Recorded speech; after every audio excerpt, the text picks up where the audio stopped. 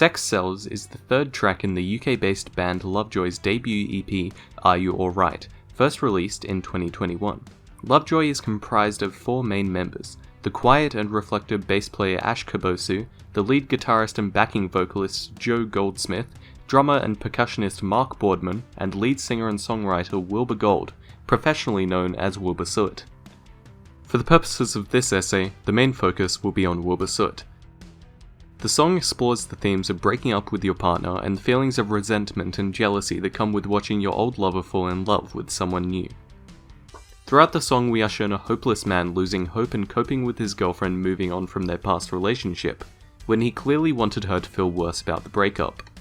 This man throws himself into following his ex's relationship instead of trying to move on himself. It leads to him hurting himself even more every day as he watches her go about her life enjoying everything her new man has to offer that he never could. He compares himself to a new man with such lines as, "Cultured man, Venetian suntan, red wine and club bands, Viagra pills on the nightstand," showing the ways her new man is so much deeper and more cultured than him, the age difference between him and this clearly older gentleman, and how romantic her life is without him. This inability to move on and feelings of self-doubt and hatred are common themes that plague Lovejoy's lead singer and songwriter Wilbur Soot. Wilbur's self-published EP Your City Gave Me Asthma from 2020 also tackles the self-deprecation and feelings of being worthless and stuck without another partner to support him, while simultaneously using and manipulating his partners for his own personal gain. His other works, such as the Incel Music Pack, an anthology of heavily satirical songs tackling the over-the-top characters and terrible people that surround us in our daily lives, through comedic songs such as Karen Please Come Back, I Miss the Kids, featuring a sad man whose wife has left him after cheating on him, to tracks like I Am Very Smart, with serious undertones about the way we hold up gifted kids on a pedestal that can often be their downfall. Wilbur Soot is a varied and talented individual that has experienced a lot of pain throughout his life that he channels into his musical works. They'll tell you this is normal, they'll tell you this is love, I'm not sure if the stuff... Throughout his music, Wilbur Soot shows time and time again through his songs, basing them on real experience of his own, that every move he's made, every step he's taken in all his relationships throughout his early 20s and late teens, have only served to hurt both parties involved. This is especially shown in his more reflective songs like Your Sister Was Right, which involves him reflecting on his feelings of remorse about how he treats others, saying, I use everyone I ever meet, I can't find the perfect match, abuse those I love, while I ostracize the ones who love me back. Giving us more context for Sex Sells on Wilbur's feelings of not being good enough for his partner and not feeling capable enough to love anyone. From the same song, Wilbur calls himself a waste of time, says he doesn't deserve love, but that those he loves deserve the world. Soot's songs are depressing and most of the time based on very specific parts of his life and how they've changed him for better or for worse. So going along with the idea that this man watching from the outside as his ex moves on without him is not about just anybody, but instead about Wilbur, another self-reflective song about how he can't seem to do anything right, I want to take a look at the story being told from this perspective.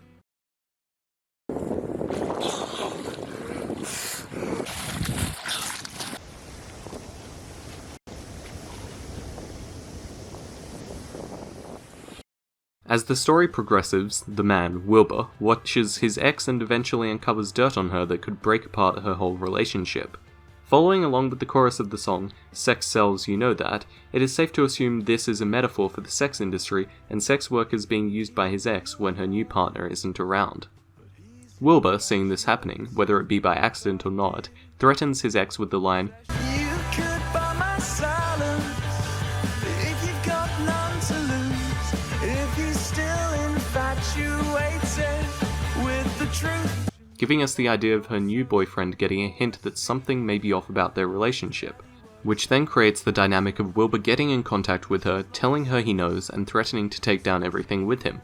Like some sick joke, the bittersweet revenge he didn't deserve to get because, after all, Wilbur is the reason they broke up in the first place, his obsessive and controlling nature coming out and attacking this poor girl when they aren't even in a relationship anymore. So that's what Sex Sells is about. A cruel and sad man taking out his anger on his ex as she makes a bad move that is amplified 10 times by her ex's actions. Or is it? I believe there to be a second story being told here, one even more twisted and one that shouldn't have even involved Wilbur at all, yet it did in the worst way possible. Which is why I have come to believe that Sex Sells is not a breakup song about Wilbur's life, but a song telling the tale of a man who has lost everything, and thinks he knows how to help others in a similar situation when he can't even help himself. All of Wilbur Soot's songs are based on real experiences throughout his life. And although his songwriting for Lovejoy has undoubtedly changed the way he writes, with 3 other people pitching in here and there, I think this song is still based on another one of his more personal and disgusting experiences that shows Wilbur's more malicious and controlling side. One of the first lines of the song, Listen carefully, with his pressed to the floor as you make your way downstairs. You haven't got far to fall. skillfully uses the technique of imagery to paint a vivid picture that gives us the first clue that there may be a double meaning hidden within the song. Along with the use of a metaphor when taking the line literally, we can assume this means he is an outsider, literally listening through the floorboards of his apartment building, listening in on other people's lives. This can be taken as Wilbur being blocked out entirely from the lives of these people he spends an entire song writing about. So why is he so infatuated with them? Why would he care about the sex lives of other people he doesn't even know? Because it isn't just the same 2 people in the rooms below him, but multiple. Take the line here for example. His daddy works on the council, but Mrs. loves the silver spoon. Swore she'd never kiss a Tory, but this boy was too good to lose. Figuratively, we can take this as a missus having a lover that works long distance as a part of an important official job, creating the dynamic of a lady living without a strong presence of the person that she originally married. This idea that her husband is a member of the council is furthered by the line, swore she'd never kiss a Tory, but this boy was too good to lose. The word Tory is often used in the United Kingdom as a slang term for a member or supporter of the Conservative Party. The second half of this line refers to a silver spoon. Originally, I thought this was talking about the breakup view of the song, and Wilbur being left behind because of his financial situation. I was wrong. Whilst the silver spoon is a common metaphor used in the United Kingdom and other places where the English dialect is spoken, it is a symbol of wealth and power. If his missus loves the silver spoon, then would it be so far out of the question to suggest that his wife is sleeping with other men, strippers perhaps, when he isn't around, with Wilbur listening in on their private affairs? Good evening. The coronavirus is the biggest threat this country has faced for decades, and this country is not alone. Wilbur is known to have spent much of his time, like most of us back in 2020, indoors, as it was during the 2020 COVID-19 lockdown that he began to rise to prominence online, gaining a massive online following on social media due to his entertaining humour and his comedic music. Wilbur's talent, combined with the talents of many other online creators, has led to him having a large fan base that has transferred over into his work with Lovejoy, gaining them millions of fans with only 3 EPs released. But important people such as government figures still went on about their days, albeit with many more restrictions. So the line, Now it's red, now it's dead, now it's everything she needed, now it's full, open doors, pillows pressed underneath. is even more imagery that the mistress would invite others to her abode in the afternoon whilst her husband is still at work. But the question still stands, why does Wilbur care? Wilbur cares because the affair infuriates and saddens him, making him feel new feelings and leading him to make rash decisions. I've been scared of sleeping with the lights on, though she's not there, I know she's going to his place. He was recently left alone in his house with no one to love him, no one to care for him, and no one to care for. We know that in the song Wilbur is still reeling from his own breakup, as in another interview with his fans on a livestream, he mentioned that a lot of the material used in the Are You Alright EP was taken from his unfinished material that he made around the same time he broke up with his girlfriend, as he apparently gets his best material when he is the most emotionally vulnerable. So, to watch this loving wife take her husband for granted tears him apart. It fills him with this feeling of anger that can be summed up by the last line before the main chorus. Now it's a sappy sucker to ensure happy ending. It's a spiteful line, calling them names and making fun of the whole idea that any marriage can truly ever be free from controversy. The term sex cells is mentioned both in the title of the song as well in the main chorus. I believe it to be a reference to the people that are coming over to the wife's apartment every night, most likely sex workers and rich men who she is charmed into spending the night or afternoon with her, being paid for sexual favors as sex workers, and being rewarded for rewarding the wife with various gifts and other ideals that create the imagery that the wife knows what she's doing is wrong, but is so caught up in being the center of attention in all of these older, much richer and successful men's lives, and perhaps her own affairs, that she just can't stop herself. Watching these strippers and older gentlemen come over to the flat night after night without the knowledge of this woman's husband, the endless cacophony of laughter and excitement and screams of longing, and the longing and knowing that he's the only person in the world with the knowledge of what goes on downstairs is maddening to Wilbur.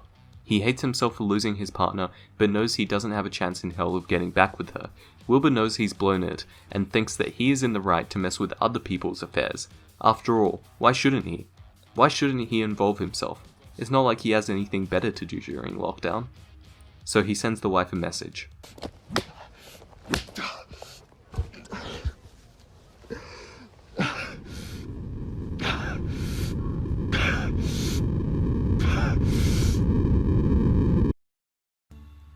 You could buy my silence if you've got none to lose, if he's still infatuated with the truth, kicks off the second part of this story. Wilbur takes matters into his own hands and devises a message for the wife that is essentially blackmail, asking for payment in return for his silence and the promise of her husband never finding out, no matter how many questions are asked. It is a vile and disgusting act that is quite literally illegal. But Wilbur does it anyway because it's what he thinks is right in his clouded mind. His vision is ultimately clouded by his lack of morals and the other feelings that he is undergoing at the same time the affair is taking place.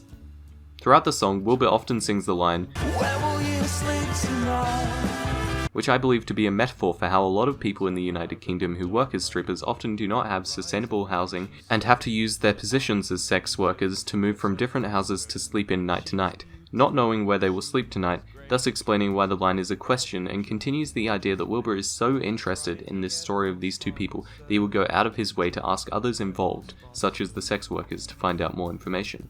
No, she's not there. I know she's going to his flat.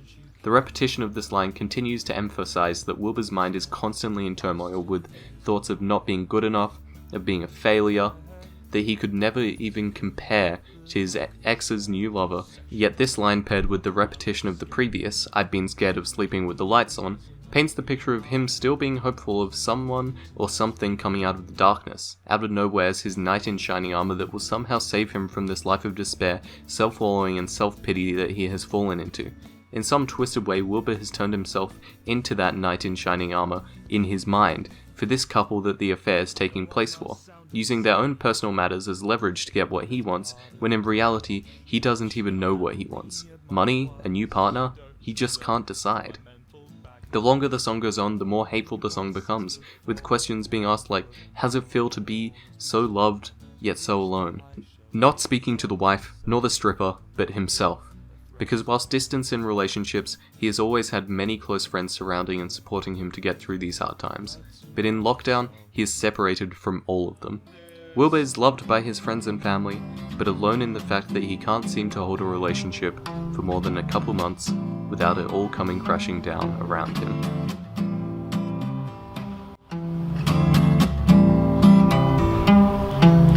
I think I've lost my mind, blurring fact and fiction while simultaneously fixing myself up with a girl.